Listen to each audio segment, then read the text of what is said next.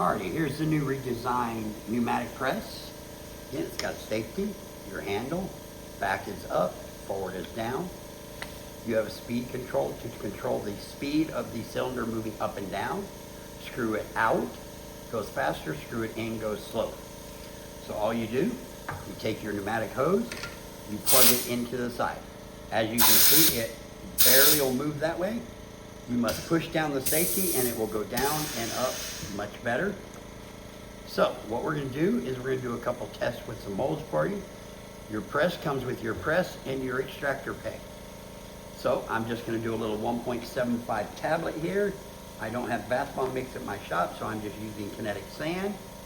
You fill your mold, you put your bottom puck in, fill your mold, put your top puck on, set it under the press plate, put your safety down, press it together, come up. You want to try to be centered. And then take your top puck off. It's the smaller ones, you can just take it and push it out, and there you have a tablet. So that's tablet mold. This one here is going to be a 3-inch ball. So you have your can, your bottom puck. You're going to fill your mix into the can.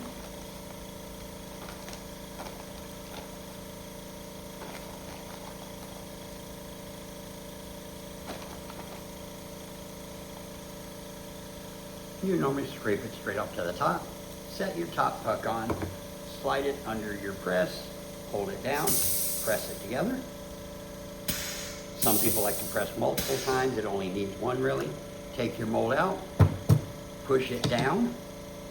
Now at this point, with balls especially, I like to clean up my Saturn ring.